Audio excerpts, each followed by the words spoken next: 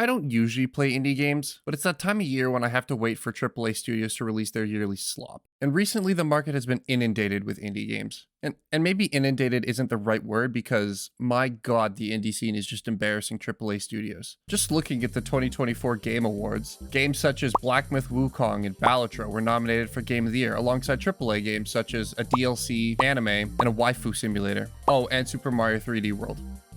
Okay, Astro Bot.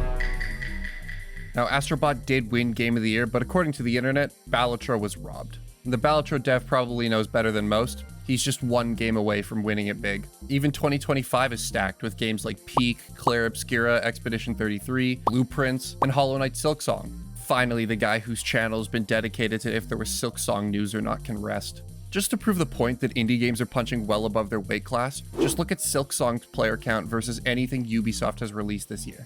Now, if I did miss an indie game that you love, I'm sorry, but if it's any consolation, all the games I just listed, I have not played any of them. But there is one indie game that I played recently. It was released back in 2024. Now, what made me want to play this game specifically? 3 words: skateboards, guns, and speed.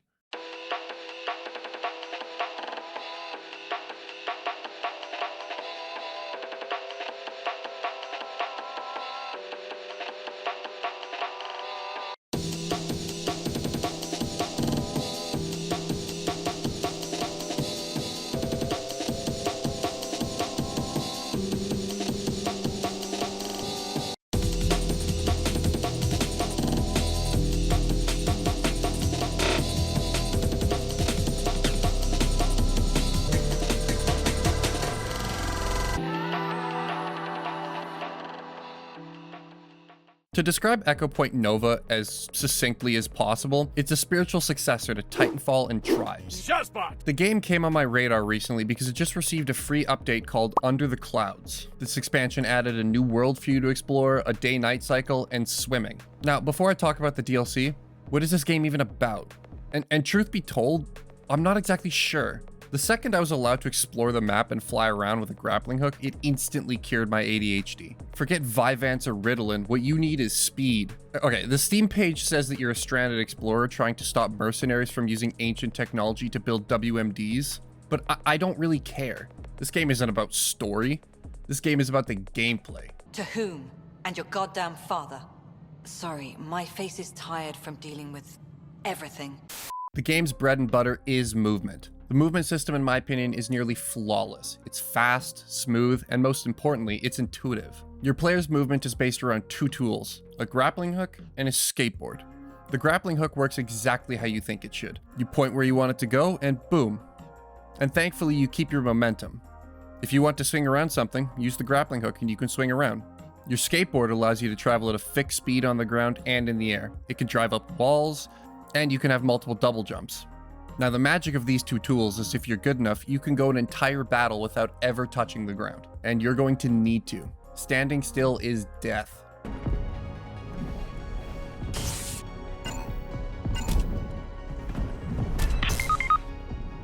We call this a difficulty tweak. But what about weapons? What kind of firepower does John's skateboard wield? Well, this game follows the ancient FPS proverb, fire rate can replace skill. The guns in this game have ludicrous fire rates. The LMG, aptly named LMG, fires at 1800 rounds per minute. The XYZ fires at a whopping 2700 rounds per minute, meaning you are only 1 Chris Vector away from the fire rate of the General Electric's GAU 8A Avenger.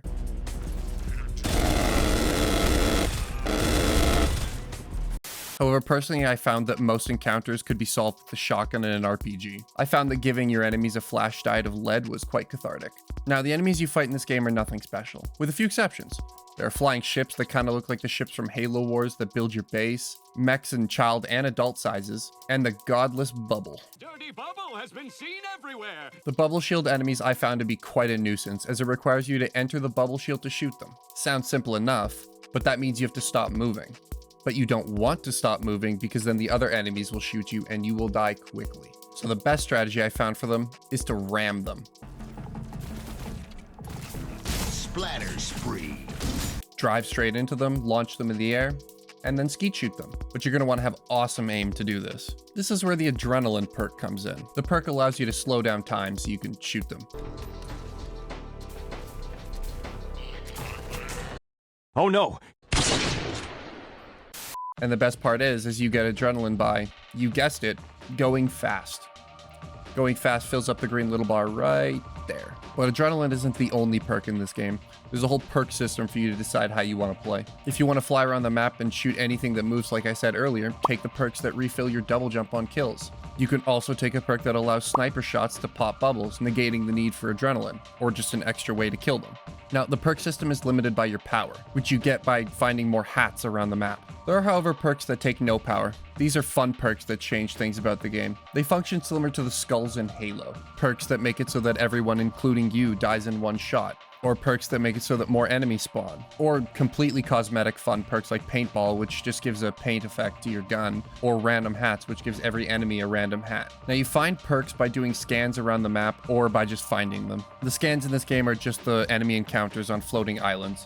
You just have to kill a certain number of enemies, and sometimes with a random modifier. These modifiers can include the fun perks I mentioned, or it can be something like gun game. The game actively incentivizes you to explore the entire map, not just to find hats and more scans, but also XP orbs. You need XP orbs to level up. The higher level you are, the better your movement abilities become. You can upgrade the number of charges your grappling hook has up to infinity, and how many air jumps you can do up to an extra 3 jumps. This makes the not touching the ground thing a lot easier. Now, sometimes when you're doing a scan, you will be rewarded with a new weapon. Sadly, the guns that turn you into a fighter jet are not the default ones, so you're going to want to go find the good ones. As well, getting kills with weapons unlocks attachments for those weapons. However, the attachment system is not very in-depth. Would you like to equip a silencer that gives you double headshot damage at the cost of 10% slower bullet speed? Do you want a larger magazine but a slightly slower reload? I'll make that deal. How about you, Udovich? You make that deal? I'd make that deal. I don't blame you. Damn good deal.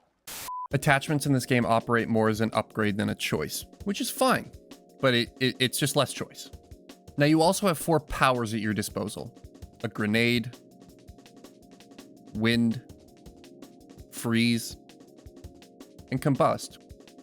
One of those is not like the others. Grenade out. My favorite perk and weapon setup for this game was to use the kills refund jumps, market gardener, and the vortex wind power, all with an RPG. Advise that AC-130 is entering your airspace at this time. Out.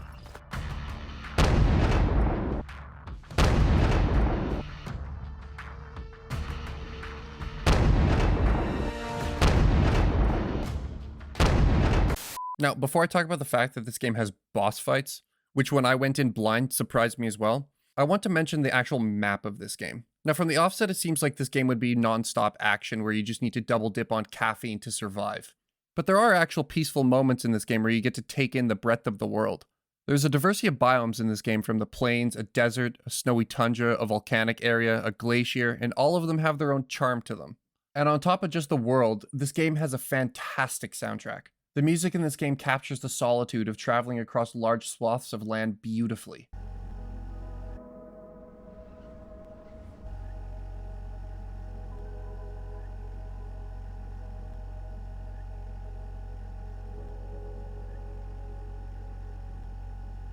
To then hit you with music that makes me want to remind the mercenaries that the Geneva Convention doesn't include them.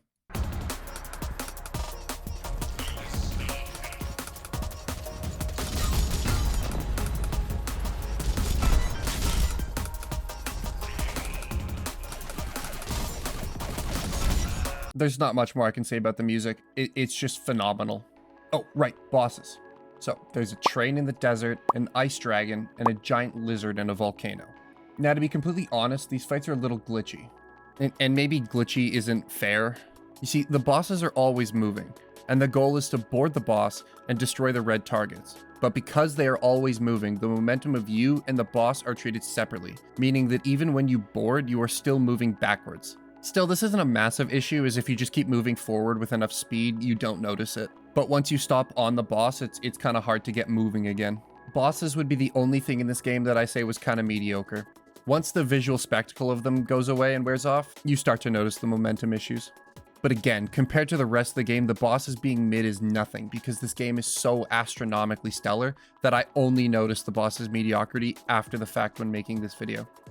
There is one feature in this game that seems to be a bit misplaced, and that's the pickaxe. The pickaxe allows you to destroy the environment, kind of like Minecraft with a little bit of voxel destruction. And you have to use it if you want to find everything, because some hats, perks, or XP orbs are hidden inside of islands or mountains. And the only way to find them is with the little radar on the bottom left.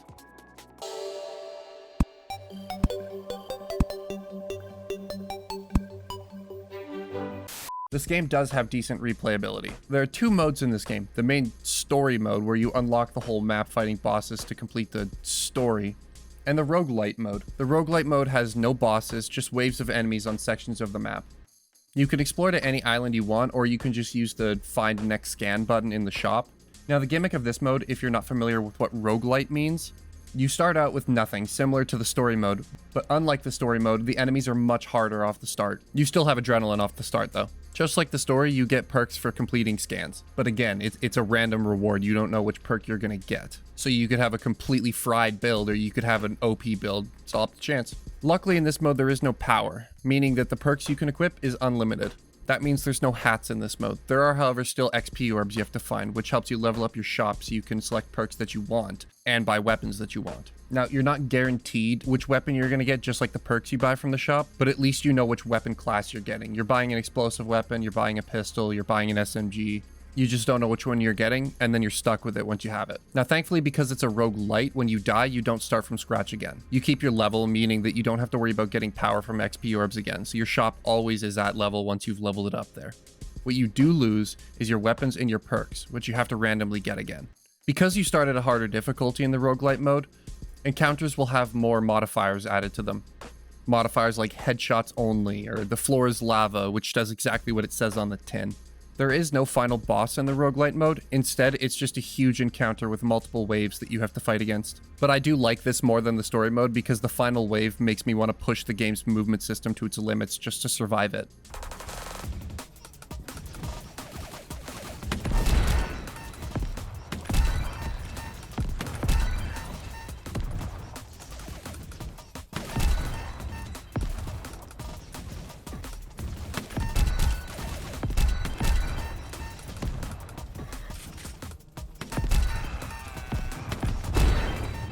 So that's the main game. What about this new update?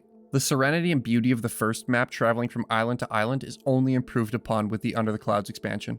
Now, one complaint that I could make is that the scans are too far apart, meaning that you're traveling from node to node doing not much. And sure, that is a complaint, but I believe this game needs those moments of solitude in between hectic battles. Because during encounters, you're doing a lot, so it's nice to have a little relaxation.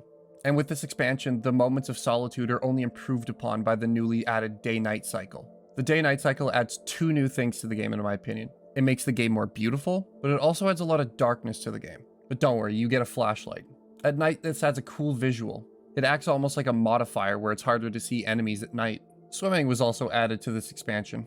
There are encounters or nodes that you have to go do that are completely underwater. Now, I understand the devs wanting to explore with this mechanic, but as a little bit of feedback, they're just not fun.